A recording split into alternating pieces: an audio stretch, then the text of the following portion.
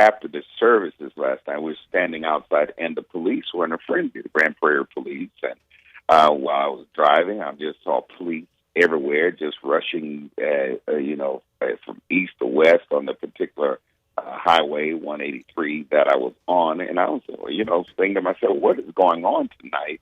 Is it accidents or what's going on? Little to know. Once I arrived at the hotel to look at the news, there it was. And the shooting was still yet going on. When I looked at the news, and of course, at that time I was shocked, and I began to pray and begin to try to piece this together to speak out, to speak out and also to speak to the people. My heart goes out. You have 5 officers dead. That's 5 families impacted, 6 wounded. So a total of 11 families impacted, not to mention the people who watch this. I mean, visitors from around the country and also local citizens to the eyewitnesses of something as brutal as this. It's senseless, it's ignorant, and it really has to stop. And we just can't take matters in our own hands. And I believe in the Constitution of the United States of America. I believe that the justice should be served, of course, but let it take its process. But we just can't. People can't take matters in our own hands. And so I'm again, here I go again, encouraging the clergy, encouraging the civic leaders and community leaders to speak up and speak out, because, again, the nation, the world is angry, and of course we know it's backed by evil. And I'm standing this morning saying with the Lord said to Solomon, if my people who are called by my name will humble themselves and pray and seek my face and turn from their wicked ways, then, he said, I will hear from heaven, I will forgive their sins and heal their land. Our land, the world is in need of healing, but especially our nation, since we're the leading nation, the superpower, the role model nation for other nations. It's important for us to get our acts together. So we just can't take matters in our own hands. And of course, I'm yet thinking and praying, and I'll make a statement later on today. But I wanted to get something out last night to calm the people, because everyone's concerned. So again, this is senseless. You can't blame all police officers, and of course, they're still investigating, finding out what the issue, what the reason was behind this shooting. Well, whatever reason was, it's just ignorant and it's evil.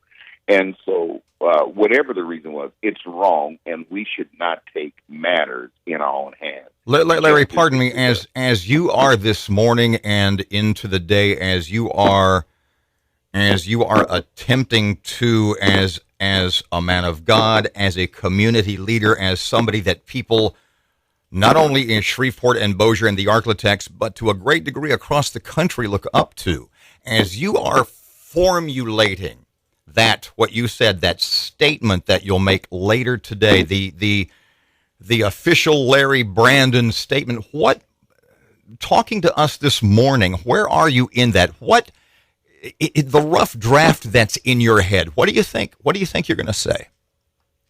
Well, pretty much, I'm going to speak to the heart of the people and to give them enough information where they can think for themselves. Because I believe you got a lot of influences out. We have a lot of influences out there, and I'm just going to sit back and just help educate the people, because you have those who are negatively influencing. They want a race riot. They want a war against law enforcement, and you name it. And so I'm going to be speaking to that. I'm going to speak to the better sense of all people and better judgment of all people, because, again, we don't want to take people that have to take matters in our own hands, walking out to carry weapons, shooting at one another, and you name it. We don't. Larry, pardon me just a second. What I'm going to speak pardon me just a second. And you just said something that you said there are so many people right now who are of a same mind as the shooters last evening. How do you address people of how do you address those people, and can the term we used yesterday, how do you talk those people off the ledge? Well, absolutely. Well, definitely head on, head on, because I understand there are those who are on Facebook out of state saying, hey, let's do this, and let's begin, and let's take matters in our own hands. So I'm going to confront them head on. I'm going to make sure that those who know them will forward my message to them, and just, hey, after the inbox speak, call me personally, and just face them head on, and to reason with them. And now I know some, possibly won't be able to be reasoned with, but we certainly can try, because I believe that if one plants the seed, another waters, God will give the increase. So again, we have to give it a try. So I'm going to fight for peace, and that's where I am. And so the fight is on. You and I are pretty good friends, so I hope I'm not crossing a line asking you this. I don't think I am. Would you share with me and the people listening this morning, what did you pray for last night?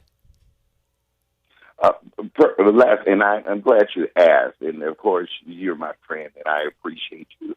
And you're not crossing the line. First of all, I prayed for the peace of our world and peace of our country.